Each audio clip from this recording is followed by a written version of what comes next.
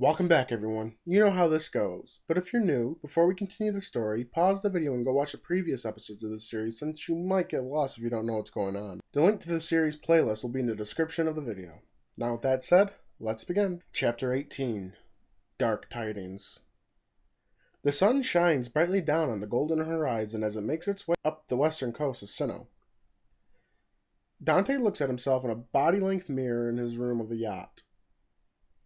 He has a towel draped around his bare shoulders and swim trunks covering the rest of him. 2 days of the 5-day trip have passed since both Dante and Violet have enjoyed this mini vacation. Even their Pokemon have loved it, being out of their Pokeballs for the whole trip. He heads out of the room to join Violet and their Pokemon on the back deck of the ship where a large hot tub is. Despite loving this feeling of luxury, Dante can't help shake an awkwardness being on the ship without its owner. He makes his way outside and into the sunshine. He inhales the salty ocean air and lets out a content sigh.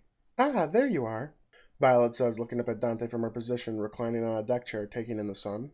Dante looks at her bikini-clad body and has a hard time finding words. He only admires the beauty of her natural curves. "Hello," she says while snapping her fingers to break him out of his trance. Yeah, what's up, Vi?" Dante forces out while looking away from Violet. She notices his embarrassment and finds it both cute and humorous. "Do me a favor," she says, sitting up. Dante nods. "Think you can rub some sunscreen on me so I don't burn?" she asks with a heavily flirtatious tone to her voice. He looks at her confused and with nervousness in his eyes.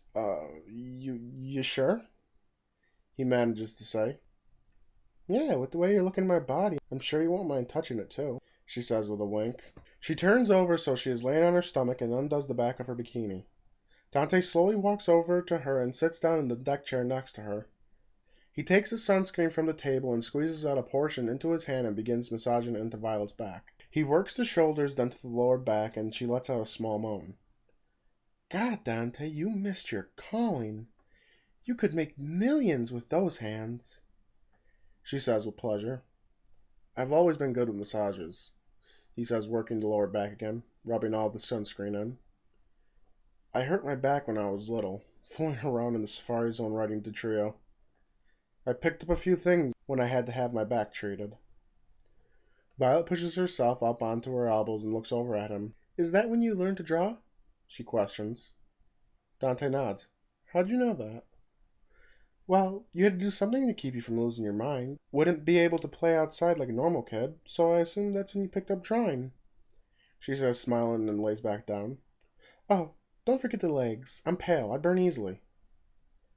Dante sighs, feeling his heart beat faster as he puts more sunscreen into his palm and begins to massage Violet's legs with it. He works the lower legs but doesn't go past the back of her knees.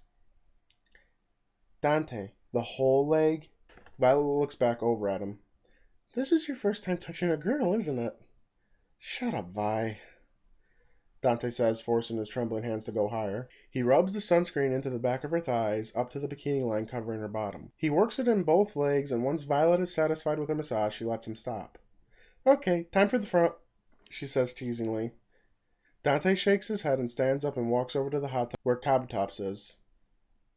"Fine, I was giving you free rein to touch my—" "Enough, Violet," Dante snaps, getting sick of her teasing. Dante tosses his towel off to the side and slips into the water next to his Pokemon. He looks across the deck and sees all their Pokemon relaxing. Tropius and Grottle sit together at the far back, taking in the sun. Luxray, Flareon, and Hippopotas all play around with a beach ball Violet found with other equipment near the hot tub. And Gabite plays at hide-and-seek with Skorupi, which Dante finds comical considering the size difference in the Pokemon. He lets out a sigh and slides down into the warm, bubbling water. "Nice, isn't it?" he says, looking over at Kabutops. Kabutops nods and stretches out its scythed arms. Dante closes his eyes and lets the heat wash over him. He only opens his eyes when he feels another body enter the water. He looks over to find Violet now sitting next to him. "Back to tease me again?" he says before closing his eyes. "Teasing, flirting, they can be the same thing at times," she says nonchalantly. Dante snaps his eyes open and looks at Violet with blushed cheeks. "So, I don't get it. Lucius seems so shady at times, but when I look through his personals, he seems squeaky clean," Violet says, a touch of frustration in her voice. After all he's done for us, after letting us use his yacht, you searched through his office and room? Yeah, I don't trust that man. Like, why us? Why is he giving us all this treatment?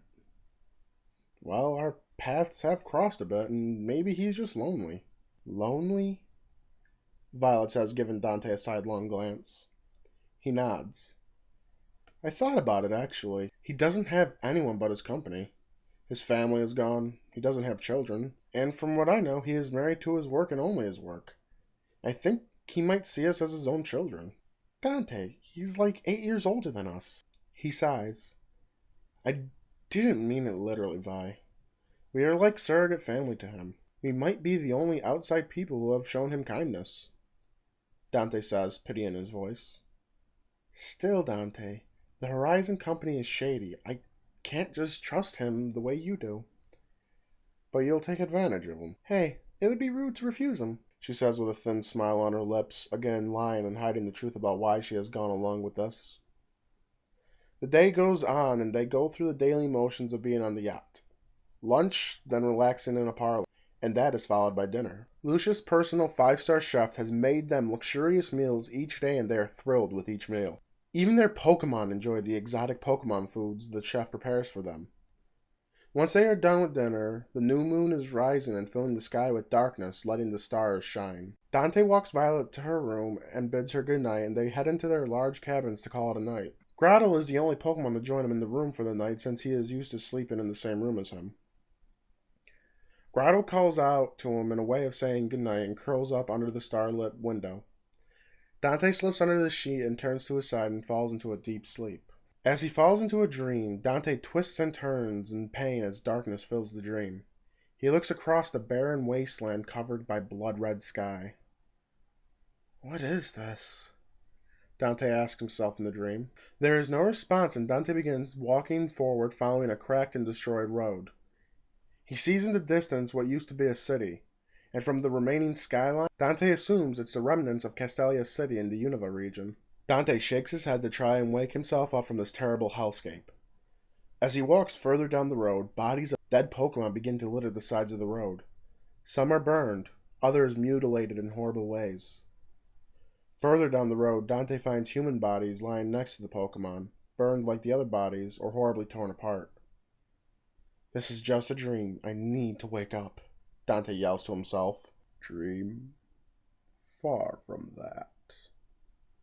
A dark voice answers Dante, almost sounding like if it's coming from his own head. Dante looks around for the voice and begins to run, fearing what it may be. This is what you will cause. This death. This destruction. It is yours, Dante Lark. Your future. Your destiny. Dante continues to run from the disembodied voice. More death and destruction and gore fill the sides of the road. He falls to his knees when he sees the body of Violet impaled in the center of the road. No, this is just a dream, he screams, looking up at her dead body. A figure forms out of the shadows next to Dante and violently grabs his head and forces him to look up at the horror. This is her fate. No matter what you do, she will die. No! Dante screams. His screams shake the dream. The shadow fades into thin air and Dante snaps out of his nightmare and back to reality. Freezing cold sweat covers his body and he can feel his heart racing. He silently slips out of bed and leaves the room. He looks at Violet's door and needs to check in on her. He quietly opens her door and looks at her under the covers. Dante smiles and closes the door and continues to wander the ship. He steps into the cool night and makes his way to the bow of the yacht. His heart stops when he sees the shadow from his dream standing on the bow. No, Dante says quietly, his blood running cold. The shadow turns towards Dante and the glowing blue eyes of a Darkrai stare at him. Once Dante realizes what the shadow is, he breathes a sigh of relief and realizes it is Darkrai causing these dreams. Well, at least I know why I had that dream now, he says, looking at the mythical Pokemon. The Darkrai turns its head, studying Dante. It shakes its head and looks back into the dark sky. You really are a fool if you think it was only a dream, the Darkrai says with the same voice from the dream. Dante looks at the Pokemon with his mouth open and fear returning to his body. That was a warning, child. Be careful with the path you walk, or you will lose everything you love. And with that foreboding message, the Darkrai takes off into the air and fades into the darkness, leaving Dante alone with fear and doubt filling his entire being. End of Part 2. And that is the end of Chapter 18 and the end of Part 2 of the Horizons fanfiction I am writing for you guys. Please leave feedback and your thoughts in the comments below. It helps me grow and change the story so it doesn't turn into something you don't want to listen to. I don't think I need to say anything more for this chapter. Just let that dark ending sink in. Part 3 will begin next Friday as always. All feedback, negative and positive, is welcome. If you enjoyed this video, please share the series around so others may enjoy it as well, and leave a like so I know you enjoyed it. It helps me grow as a channel and I truly appreciate it. Follow me on Twitter for updates on anything and everything Pokemon, as well as to know when all my videos go live. The link to my Twitter is in the description of every video. And as always, this has been Black Phoenix. Thanks for watching, everyone.